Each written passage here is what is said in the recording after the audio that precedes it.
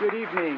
I'm Austin Jenkins from Public Radio's Northwest News Network and host of Inside Olympia on TVW. Welcome to the Kodiak Auditorium on the East Campus of Microsoft headquarters in Redmond, Washington. Tonight is the final debate between Democrat Patty Murray and Republican Chris Vance for U.S. Senate. Our debate tonight was organized by the Washington State Debate Coalition, founded by Seattle CityClub this year to increase access to nonpartisan debates. We encourage you to participate tonight on Twitter with the hashtag WAELEX. That's hashtag WAELEX. Tonight's debate is made possible by the financial support of lead sponsors AARP Washington State and Microsoft, supporting sponsors the Bill and Melinda Gates Foundation and the Henry M. Jackson Foundation, and debate sponsor PEMCO Insurance. We also want to thank Microsoft for lending its support to host this event. Now, let's begin with our opening statements. We had a coin toss prior to the debate and determined that Senator Murray will go first. Your opening statement. Well, thank you, Austin, and thank you to the Debate Coalition for putting this together and Microsoft for hosting us tonight. Thank you to all of you who are here tonight and listening in, and Chris, great to join you again as well. Like many, I am often frustrated by the gridlock and dysfunction of Washington, D.C., but here is how I get things done. I start with my Washington State ethics that were instilled in me at a very young age. You work hard, you do not complain, and you persevere till you get it done. And I come home every weekend and talk to people from communities around the state and hear their stories and their hopes and their dreams, and I take those back with me to Washington, D.C. every Monday morning to try and solve the problems that people face here. Here's a good example. A few years ago, I was hearing from so many parents and teachers and students that the federal education law, No Child Left Behind, wasn't working for anyone. I talked to one parent, Duncan Taylor, who told me that his son, who goes to Highline schools, had a good teacher, did well, but he got one of those letters home that said his school was failing. And Duncan said that he knew that the education his son was getting wasn't a failure. And worse, he felt that the loss of federal education dollars meant that many of the students who needed it the most would really lose out. So I took Duncan's story and that of many parents and students back with me to Washington, D.C. I found a Republican to work with. We wrote a plan, and we worked through that gridlock and dysfunction to pass a law that now means that it will work better here for Washington State families and parents and teachers. I hear people across our state talk to me about how the economy isn't yet working well enough for them. They're worried about college affordability or paying back their student loan. They talk to me about the crisis in their neighborhoods from gun violence, and they want us to get something done there. They tell me that they want to make sure that Medicare and Social Security is there for them. I take that Washington State work ethic, I listen to their stories, and I take them back to make sure that the policies that we pass and the investments we make work for the people I represent. So that's why I ask for your vote, so I can continue to be your voice and fight for you in the United States Senate. And finally, let me say this. I am tired of the hateful, divisive rhetoric that we are hearing at the federal level. I think it's time for leaders in our communities to stand up and say, enough. So again, Chris, tonight, I hope that we can listen to each other, be respectful, share our ideas, and have a good discussion, and begin with our example to help lead our country to a better place. Thank you. Thank you. And Mr. Vance, your opening statement. Thank you, Austin. Thank you, Microsoft. Thank you to the Washington State Debate Coalition for making all these debates possible. And yes, absolutely, Senator, I'm looking forward to another thoughtful adult discussion. You and I got great rave reviews for our last debate, so we'll do it again. So I've been lucky enough to live in our beautiful state my entire life. I went to elementary school not far from here. My wife Ann and I met in college at Western Washington University. We've been married 28 years. We live in Auburn. We've been blessed with two great kids. Ann and our son Adam are here tonight, along with about half our family. Our daughter Natalie is in Pullman, and she should be studying right now. Natalie, you need to be studying. I've been proud to represent our community in the Washington State House of Representatives in Olympia, as a member of the King County Council, and as the statewide leader of my party. Now I'm running for the United States Senate because perhaps like you, I am fed up with Washington, D.C. And there was a moment in our last debate that I think sums up everything that's wrong with Washington, D.C. Senator Murray said she'd be willing to work with anyone to bring down our debt and save Social Security and Medicare, but then went on to rule out any options other than raising taxes and blamed the whole mess on the Republicans and George W. Bush. Folks, we're never going to get an agreement that way. Compromise happens when politicians have the guts to set aside their partisan talking points and come to the center. And in Washington, D.C., that never happens right now on the biggest issues that matter the most. America faces real challenges that demand real solutions. Our economy is stagnant. Our national security is threatened daily. Social Security and Medicare are going broke. We're $20 trillion in debt. The bottom line is Washington, D.C. is broken. And after 24 years in the Senate, Patty Murray is part of the problem. I think after this election, we need new independent voices in the Senate, people who will work to bring Republicans and Democrats together to solve the biggest problems, rather than just be rubber stamps to whoever the president is or to their party's leadership. Folks, this election is about a lot of things, but it really comes down to just one thing. It is time for a big change, and that's what I look forward to talking to you about tonight. Thank you. Before we begin our formal questioning, there is a way for all of you here at Microsoft and those watching or listening on our many platforms can participate in shaping tonight's debate. This is in thanks to our friends at Microsoft Pulse. You will see on the screen that if you go to wadebates.org, that's wadebates.org, you can help decide the subject matter we will discuss later in the hour. You will be able to pick from 4 topics: healthcare, mental health, national politics, and paid parental leave. In a few minutes, we will check in on the results, and that will determine, again, some of the questions in this debate. This evening, I am joined by some of my colleagues in the news coverage field. Our first question tonight comes from Dave Ross of Cairo Radio in Seattle. Thanks, Austin. The Debate Coalition has received hundreds of audience questions about immigration reform, especially as it affects people who are invited here on employment-based visas. Senator Murray, this is a question from Pradeep in Redmond. I've been in the USA for 10 years now on an H-1B visa. My application for a green card is still pending, and there is no hope of getting one in the near future. Every time I go out of the country to visit my family back home, I run the risk of getting stuck outside.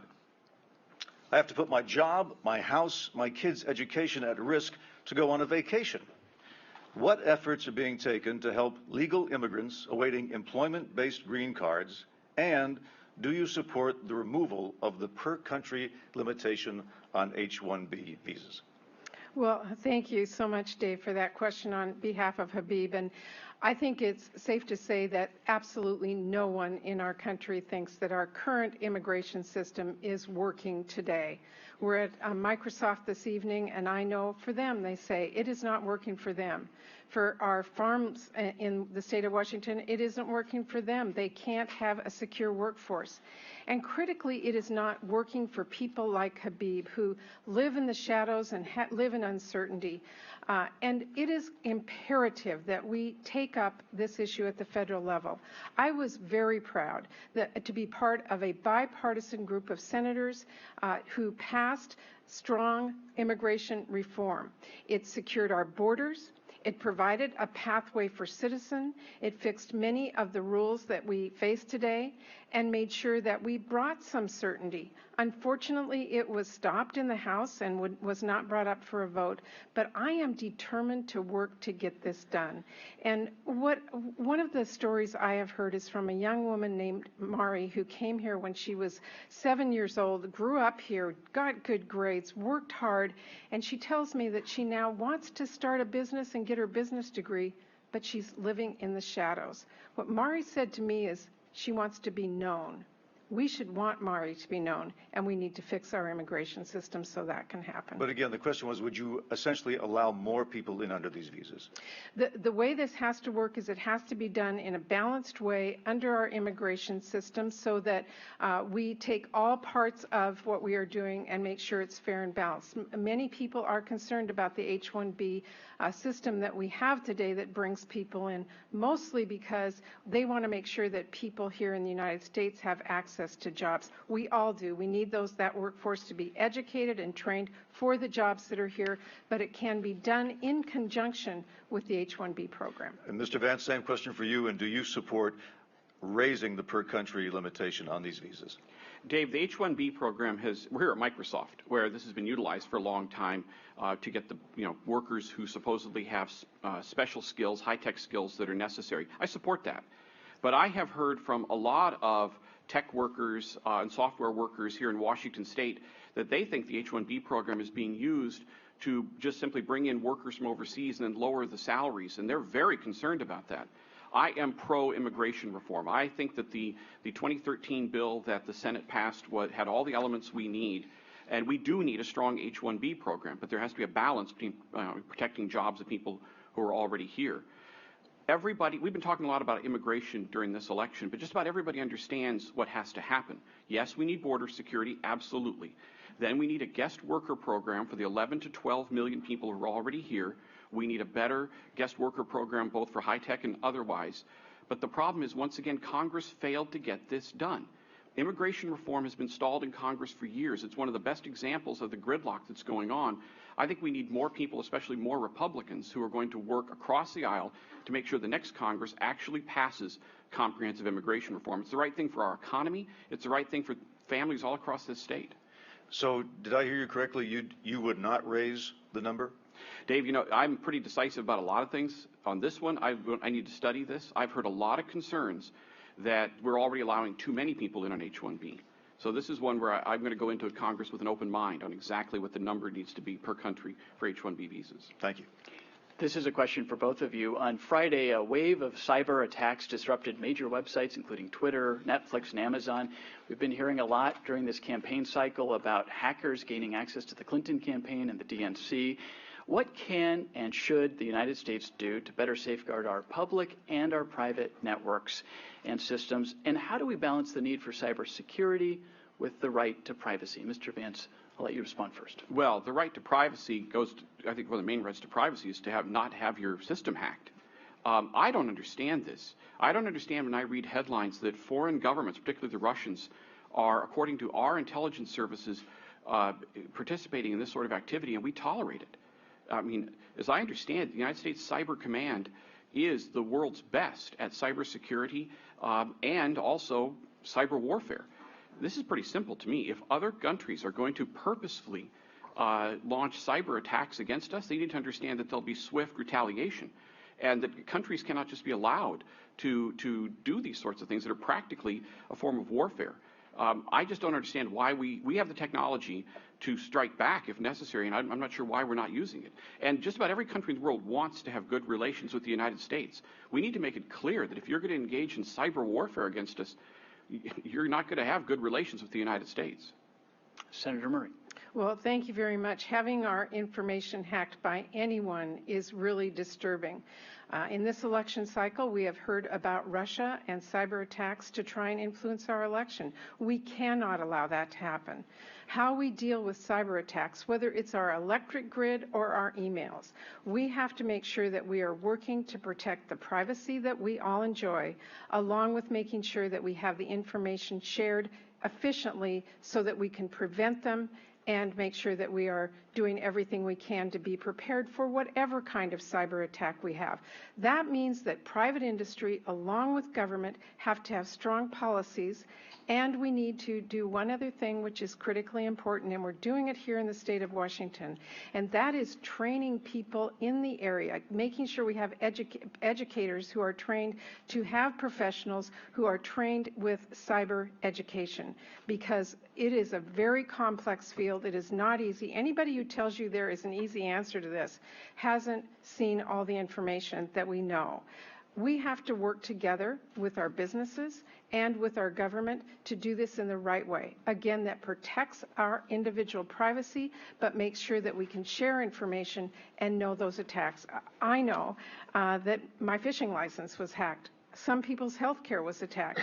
These kinds of attacks are very complex, and we need to work together to address them. Okay, a follow-up to this. You'll each have 60 seconds to respond. Mr. Vance, when you talk about striking back, do you mean a declared war, an undeclared war? What are the rules of the road?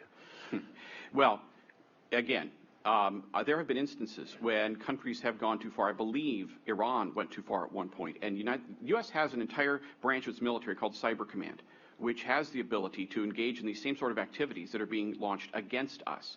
We need to make it clear that if you're going to attack our computer grids, if you're going to attack our systems, you're going to face the same sort of response from us. And my understanding is we're better at it. And so we just cannot passively sit by and allow these countries to launch attacks against us with impunity. It just makes no sense to me. Senator Murray. Well, your question is do we launch a counter cyber attack? Yeah. And do you declare it or not declare it? Is it done in a stealthy way? First of all, we need to be very careful that we know that a cyber attack occurred and where it came from. And again, this is a very complex issue, and we have to be very smart and wise about our resources and what we may do in response. Yes, if we know that someone has launched a cyber attack against us and we are confident we have the right information as a nation, we need to stand up and have a strong response, and I am for that. But again, we have to be very careful in this arena, and that's why we need to make sure that we have the right investments in our nation within our budget to make sure that we are not cutting back on this critical infrastructure. Okay, thank you. Now to another one of our journalists, Melissa Santos of the Tacoma News Tribune. A question for Senator Murray.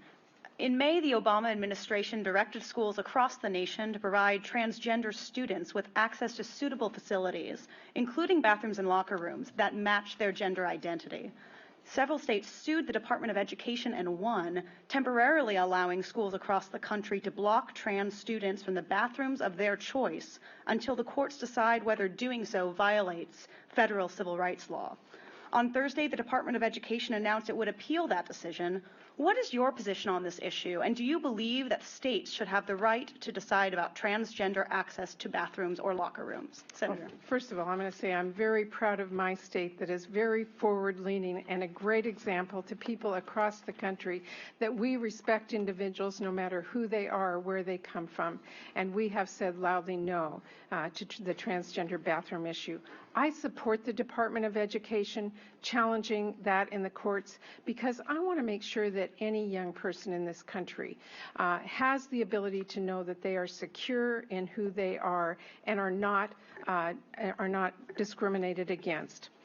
You know, we've come a long ways, but we have a long ways to go. And we need to use all of our resources to make sure that young people feel comfortable about who they are and they're not discriminated against. And let me just say one other thing. This is why it is so important that we have a Supreme Court that has a full court. These are decisions that they make that impact all of us. And the Republicans have filibustered, or have prevented a nominee from sitting on that court for the last 9 months. We need a full court because these kinds of decisions impact all of us and our families. Mr. Vance, throughout the country, we are seeing conservative lawmakers trying to pass legislation that would ban transgender people from being able to access restrooms, changing rooms, and locker rooms consistent with their gender identity. Would you vote in favor of federal legislation supporting these bans? No. And let's be clear about this. I want to enact policies that protect the rights and the safety and dignity of all Americans, including transgender individuals. In America, we believe in life, liberty, and the pursuit of happiness. And liberty means every American has the right to live their lives as they see fit, to live out their identity as they see it. And this is a new area, and I understand it makes people uncomfortable. But we need to enact policies that do respect everyone's rights and dignity and safety, and we can do that. And that is happening, of course, in Washington State, where I work for the Superintendent of Public Instruction, and we enacted policies in our schools several years ago. And they do respect the privacy and these situations for all students. What they did in North Carolina, for instance, where even people who had gone through the entire process and now were anatomically of one sex, they had to go back and use the bathroom that corresponded to their birth certificate. That's just wrong, and it's cruel, and we don't need to be doing that. And I agree with Senator Murray. This is an issue that is going to be decided in the courtroom as the Supreme Court interprets the 14th Amendment to the Constitution, which says that all people have equal protection under the law. I agree with that. And I think that the Republican leadership was wrong to rule out consideration of any nominee that Mr. Obama would send them. But I think it was equally wrong when Senator Murray joined with other Democrats to filibuster Samuel Alito, who was a Republican nominee to the Supreme Court. Both parties have blocked Supreme Court nominations, and it's wrong. I won't. This is a question for both of you. If you had the power, and I know you don't, but if you had the power to wave a magic wand over the federal budget and put any amount of money into one program, but you would have to take an equal amount out of another program, what would those two programs be? Mr. Vance. Wow. Well, I know where I'd put more money. We need to roughly triple the amount of money we're spending on clean energy research, in my view. I think the federal government needs to do much more to develop technology to address the issue of climate change. That's how we're going to deal with the issue of climate change, not by raising taxes on the American people, as Senator Murray and others support, but by developing clean technologies. Yes, wind and solar and cleaner cars, but especially carbon capture and sequestration, which is a technology to use in power plants to virtually eliminate the amount of carbon being put into the atmosphere. That's where I'd want to put more money. Austin, in terms of taking from any one program, you know, one of the things that bothers me about the debate over the federal budget is people will look at small areas. You know, we're never going to solve this problem by buying a few fewer paper clips at the Department of Commerce. The only way we're going to bring down our debt is by doing the big things, by addressing entitlement reform and Social Security and Medicare.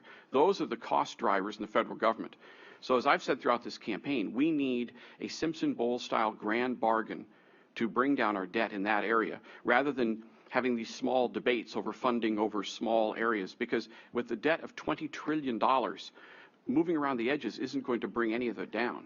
And that's why I strongly support a bipartisan grand bargain. And so far, Senator Murray hasn't, and I don't think it's going to get done with the current members of the United States Senate. Senator Murray. Well, thank you for the question, because I've always said that budgets are more than numbers on a page. They are what set the priorities and policies of our country.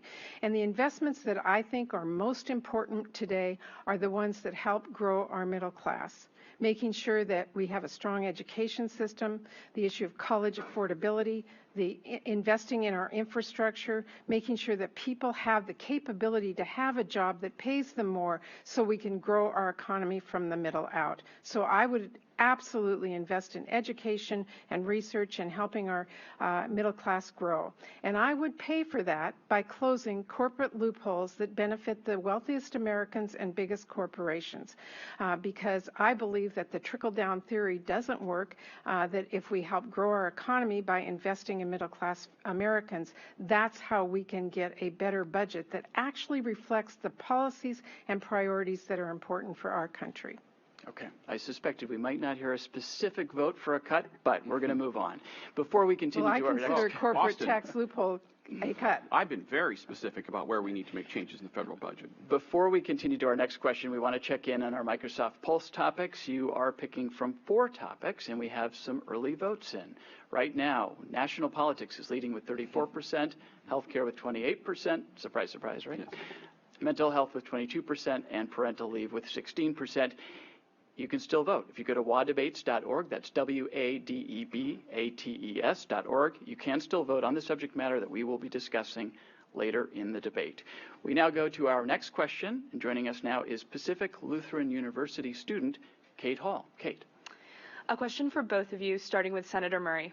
Hillary Clinton has proposed a plan that would allow every student from a family making $85,000 a year or less to go to an in-state 4-year public college or university without paying tuition. By 2021, Clinton says, families with incomes up to $125,000 a year will pay no tuition at these institutions. Her plan would require congressional approval. Do you support her plan? If not, how do you propose to address the affordability of higher education? Well, thank you for asking that question, because it's one I get from so many people today. I get it from young kids who tell me when they're in 8th grade that they don't plan to go to college because they think they can't afford it. And I talk to students in college like you too often who tell me that they're working 2, 3, 4, and even 5 jobs to pay for college education today, taking it a very long time for them to complete college. And then they have a student loan and they say to me, I'm not able to buy a car or a home or even kids because I'm paying back my student loan. So I am really excited that we are having a conversation in our country today about how we can make college more affordable for people. I want everyone who wants it the opportunity to go to college, and our economy needs people to get those skills so we can again help grow our country.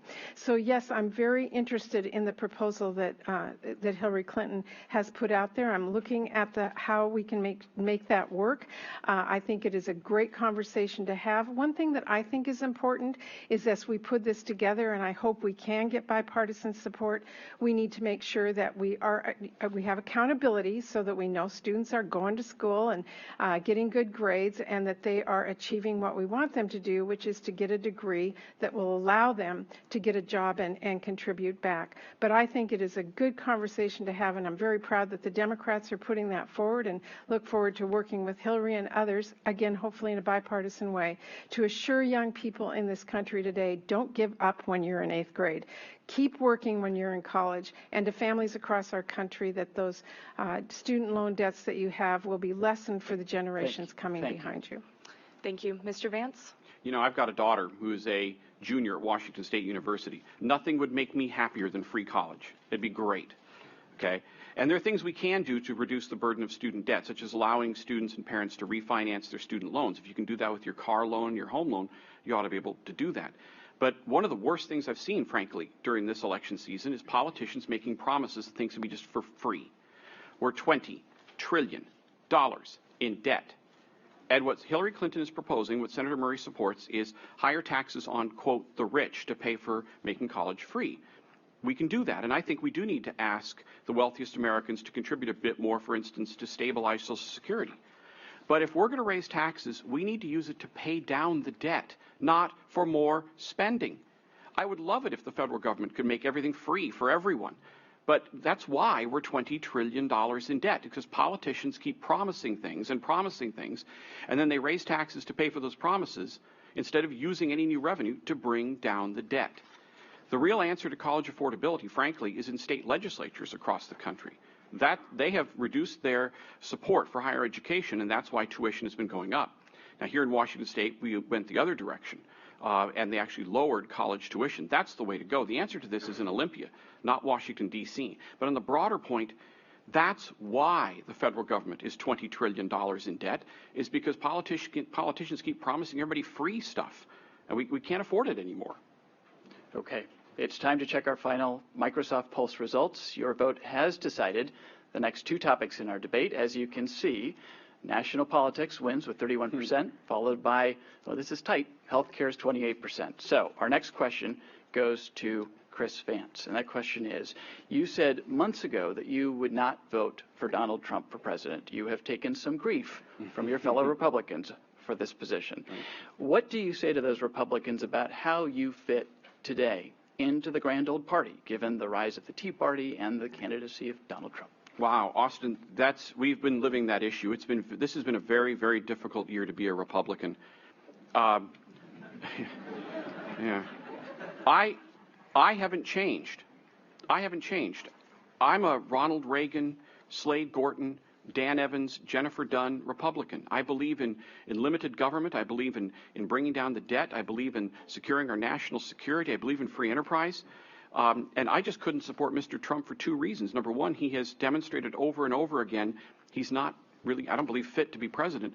And on the most basic issues that most Republicans have always supported, such as free trade, such as entitlement reform, he hasn't taken positions that traditionally Republicans have taken. So I've made it clear I don't support Mr. Trump. But you know what's interesting here is Senator Murray is a wholehearted supporter of Hillary Clinton. I've criticized my party over and over again. I've yet to hear Senator Murray ever criticize a Democrat for anything. And we need, I believe in this new era, we need people who are going to be independent voices, not rubber stamps to their party leadership or their presidential nominee.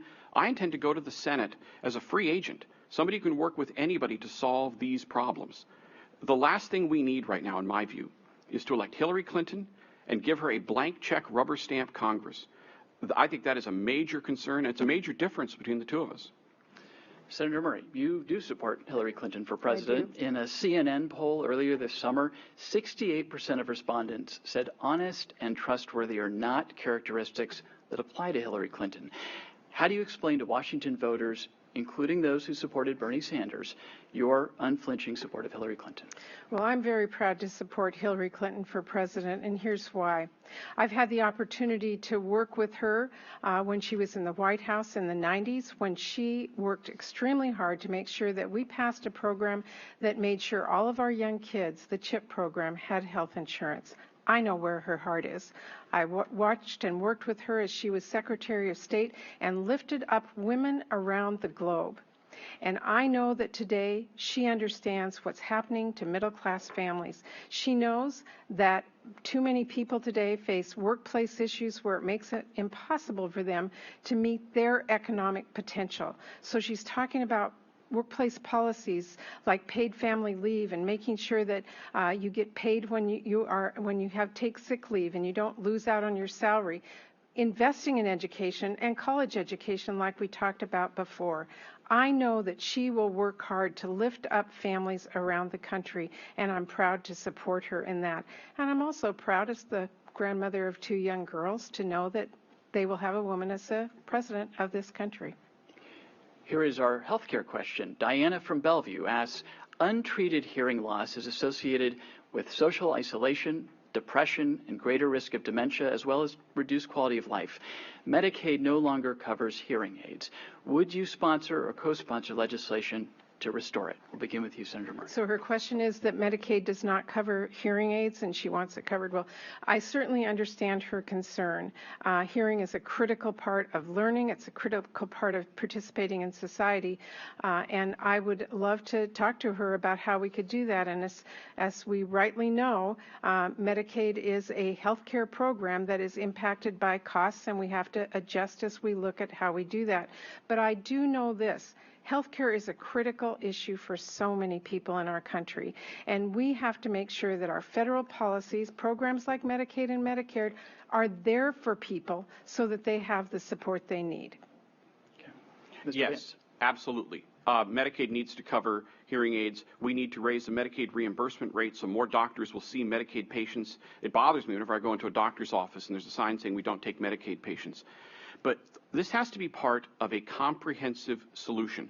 One of the worst things that happens in Congress right now is politicians respond to a need and they increase funding for a program and then they don't pay for it. Or they cut taxes and they don't pay for it, and it drives up the debt.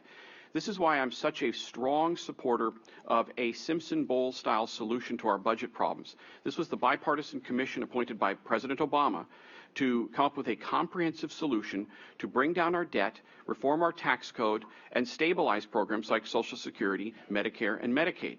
It's going to involve some increases in revenue, which Republicans need to accept. It's going to involve some changes to our entitlement programs, which Democrats need to accept. All of these things have to be done together, not piecemeal, because when we do them bit by bit and don't pay for it, that's how you end up driving up the debt. And the debt, Austin, is not just a number.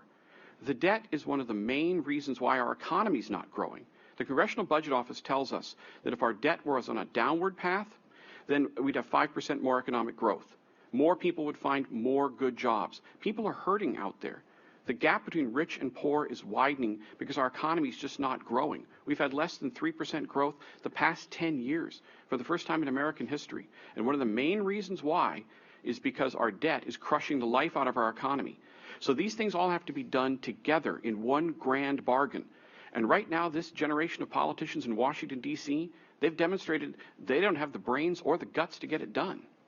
Thank you. So that brings to an end our Microsoft Pulse segment of our debate. Thank you to all who participated here in the auditorium and across the state of Washington. Now back to my colleague, Dave Ross. We talk about foreign policy now, and this goes to Chris Vance first.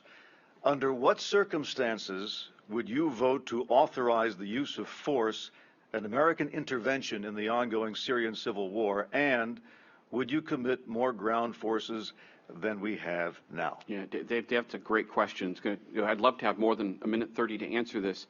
Let me first say that any question involving military force or foreign policy, to me, goes back to the need to prevent war, to prevent a major war. I have a 24-year-old son.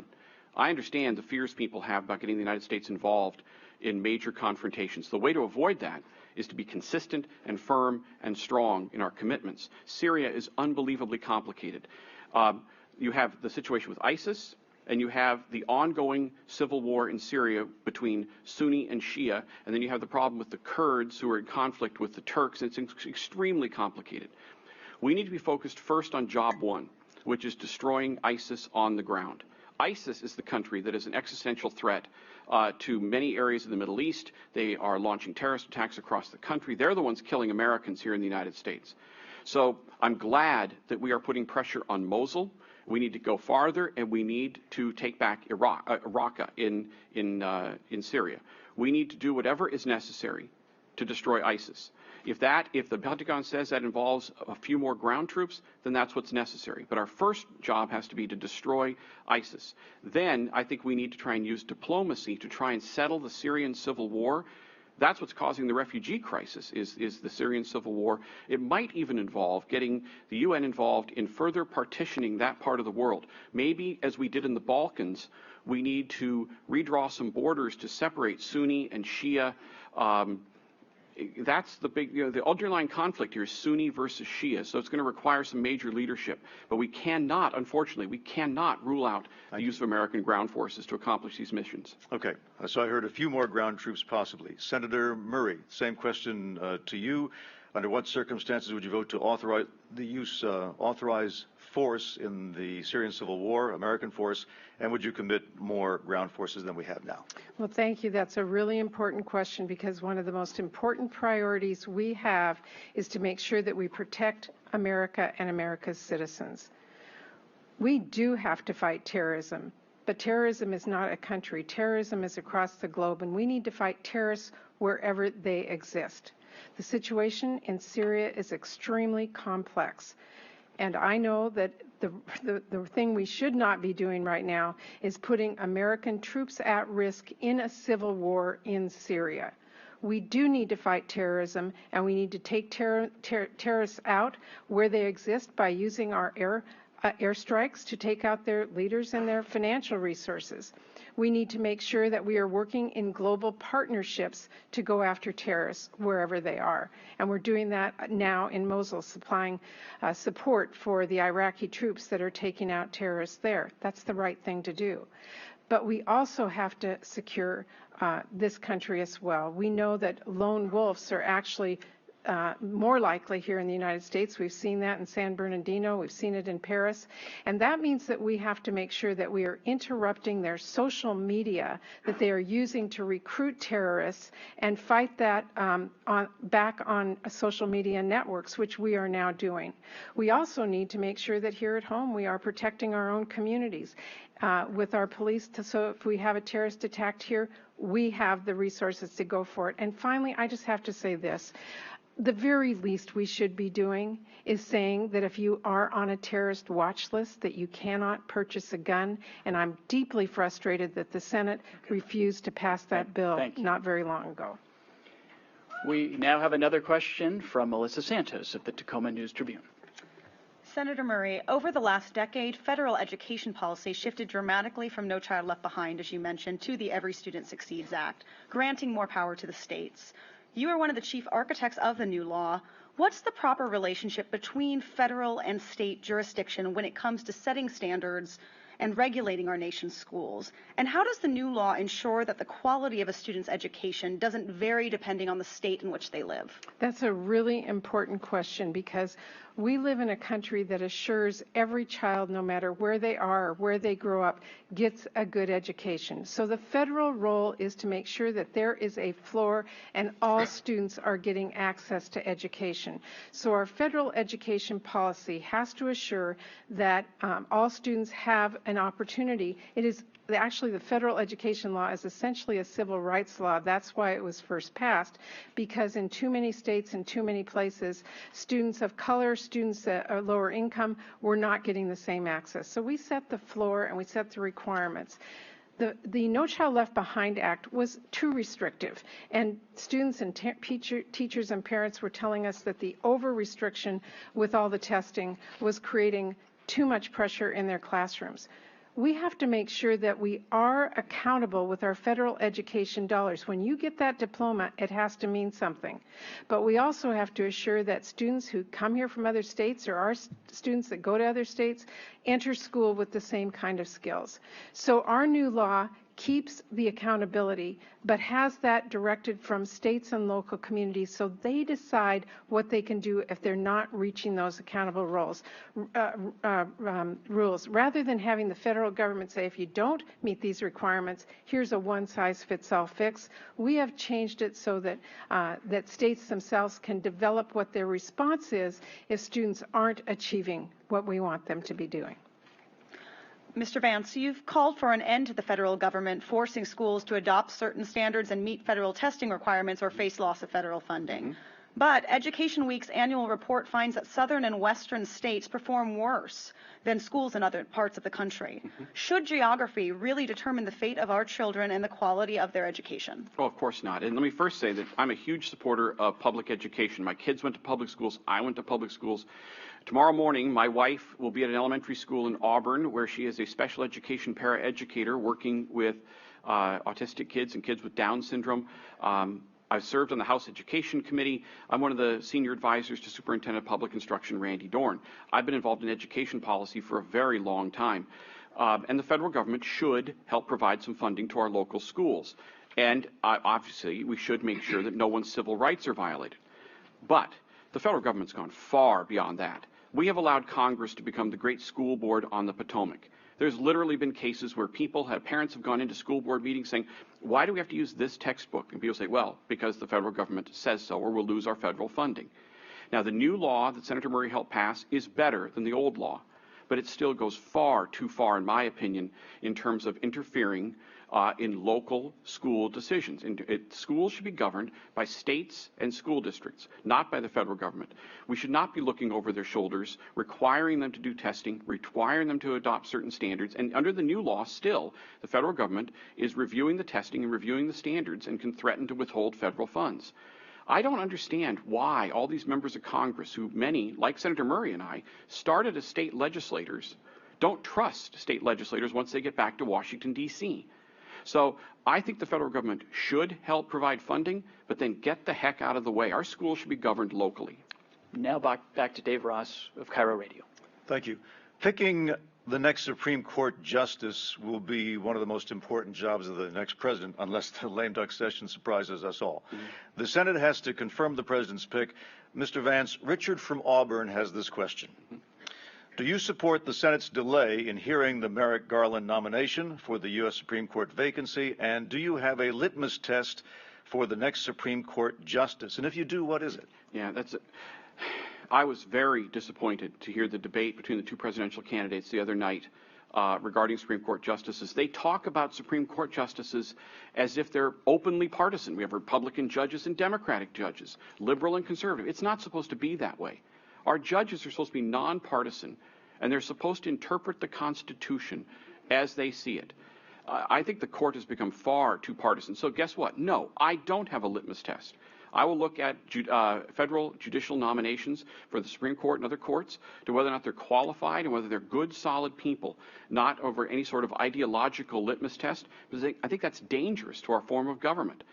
And I issued a statement the day that Justice Scalia passed away, calling on the Republican leadership to work with President Obama to jointly come up with a nominee who could be confirmed by the Senate.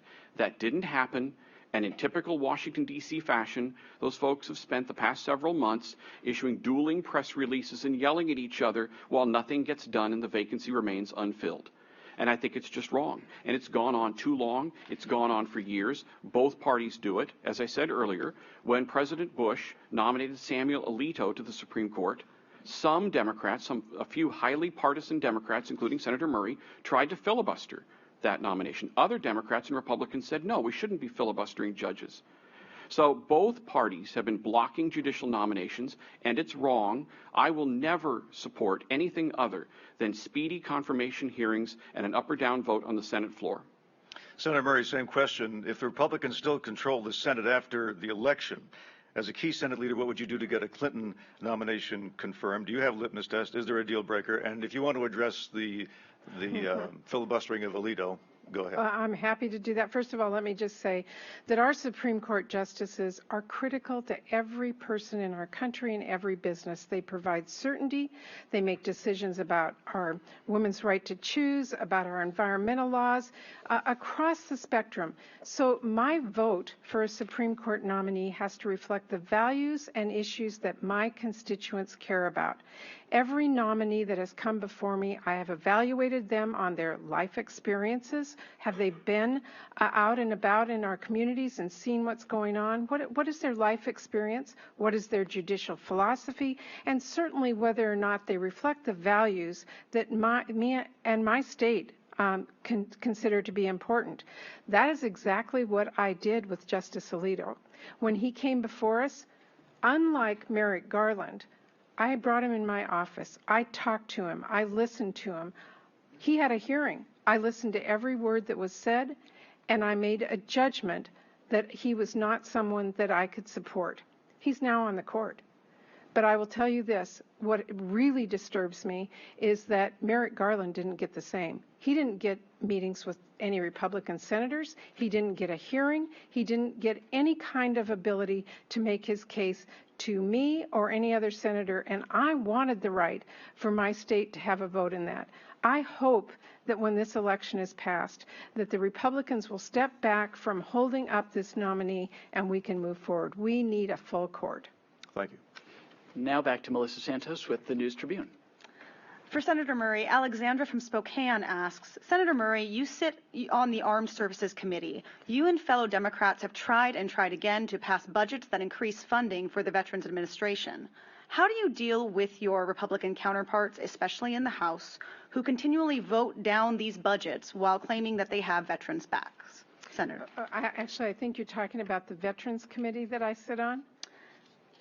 Not the Armed Services. The Veterans Committee covers veterans. That's yes. We got it. First of all, one of my highest priorities as the daughter of a World War II veteran and the first woman ever to ask to be on the Senate Veterans Committee and to be there to make sure that even though I voted against the war in Iraq, I made it very clear that if my country does send our men and women to fight for us, that I will be there to fight for them.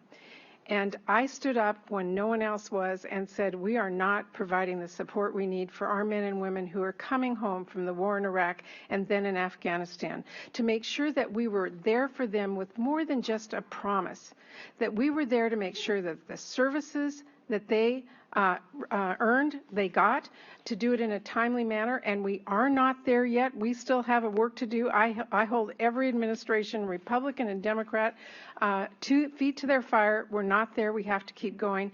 And I have gone further than that to make sure that our men and women who serve us, that they get the skills and the ability to get a job when they come home so that we can make sure that the work that they've done is replicated. I call on every one of us as citizens and business owners and people to make sure that we are doing what we can do to help make sure that the men and women who served us get what they deserve. And that includes fighting in the Budget Committee year in and year out to make sure we have the resources to take care of those who have served us.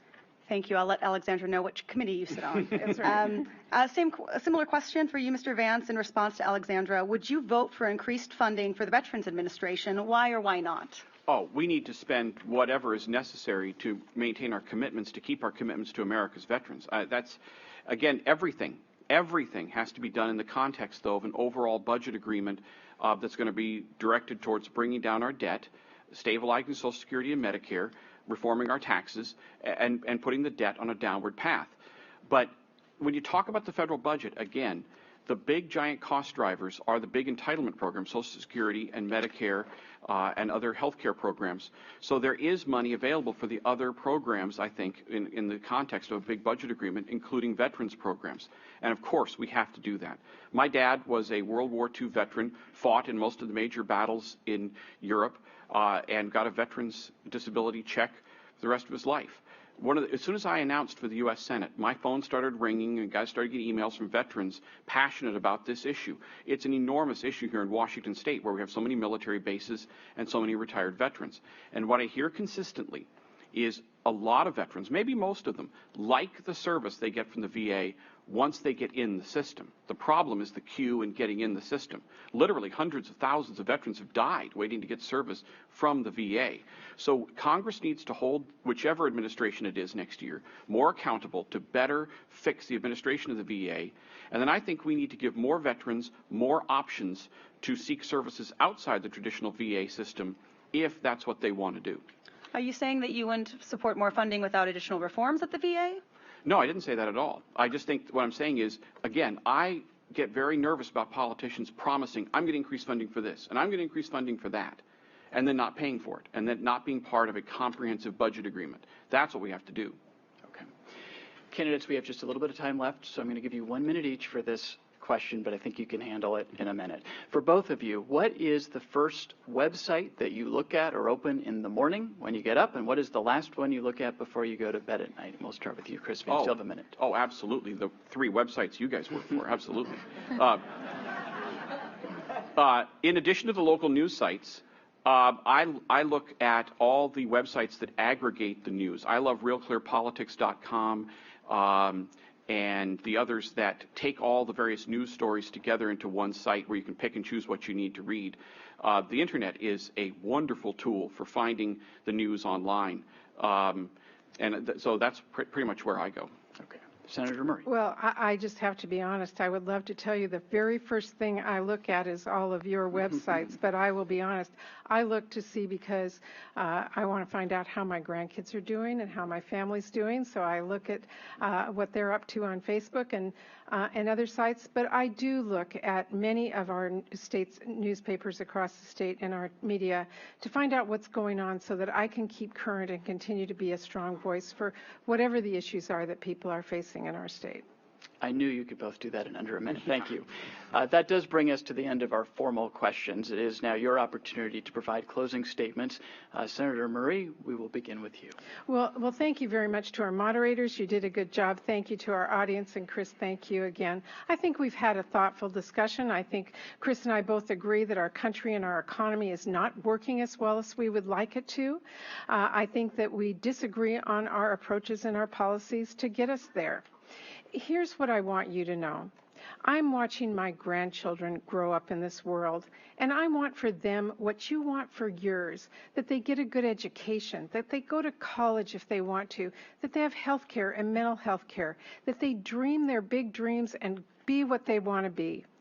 I want them to know that their country is there for them, as it was for me when I was growing up and my dad got sick and lost his job. My country was there to make sure he got his veterans pay and veteran services.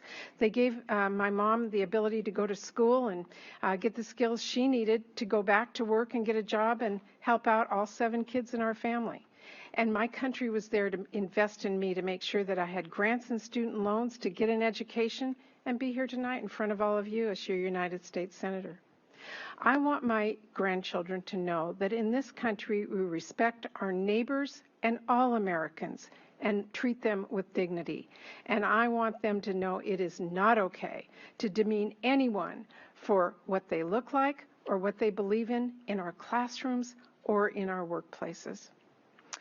I ask for your vote so I can continue to fight for you and those you love, to help them realize the American dream, that no matter where you are or where you come from, the color of your skin, how much money you have, that your country will be there for you. That's the promise I will work for every day as your United States Senator. Thank you. And Mr. Vance, your closing. Thank you, Austin. Thank you, Microsoft. Thank you, Senator Murray. I think you and I have shown how debate should be conducted, I think, during this campaign. And most importantly, thank you to the Washington State Debate Coalition, to Seattle CityClub, Diane Douglas. You guys are fantastic. None of this would have happened without you, and we need more of it. I hope the Debate Coalition grows and expands because our democracy needs more of this. Folks, we are coming to the end of one of the most disappointing and divisive elections in recent history. I am very concerned that after all of this, the gridlock and dysfunction is just going to continue in Washington, D.C. But I'm equally concerned about giving Hillary Clinton a blank check rubber stamp Congress. I think we need independent voices in Washington, D.C. We can fix America's problems, but we cannot continue to accept politics as usual, excuses, and blind partisanship. And electing the same people year after year, decade after decade, will not change anything. If you want change, you've got to vote for change. I'll be a different kind of senator. I'll work hard every day to change the culture in Washington, D.C., to bring Republicans and Democrats together to solve our biggest problems. I'll be an independent voice and never anyone's rubber stamp. And I would be honored to have your vote. Thank you and good evening. And thank you to our candidates. If you have not yet already received your ballot in the mail, you should expect to get it in the mail by this Tuesday, October 25th. New Washington state voters do have until October 31st, that's Halloween, to register in person. And of course, don't forget to vote by November 8th. Remember, ballots must be postmarked or dropped in an approved box by Election Day. Drop boxes close promptly at 8 p.m. on Election Day. For more information, you can visit the sos.wa.gov website. Good night, and have a good, and please vote. Our debate coalition and its founder, Seattle CityClub. Thank you again to our debate host and lead sponsor, Microsoft. Lead sponsor, AARP Washington State. Supporting sponsors, the Bill and Melinda Gates Foundation and the Henry M. Jackson Foundation. Debate sponsor, PEMCO Insurance. And individual donors to Seattle CityClub's Empowered Voters campaign. The executive producer for the Washington State Debate Coalition is Bill Kaczaraba. Production services provided by David and John Birch of Spirit Born Productions. I'm Austin Jenkins with the Northwest News Network. Thank you for watching, and good night.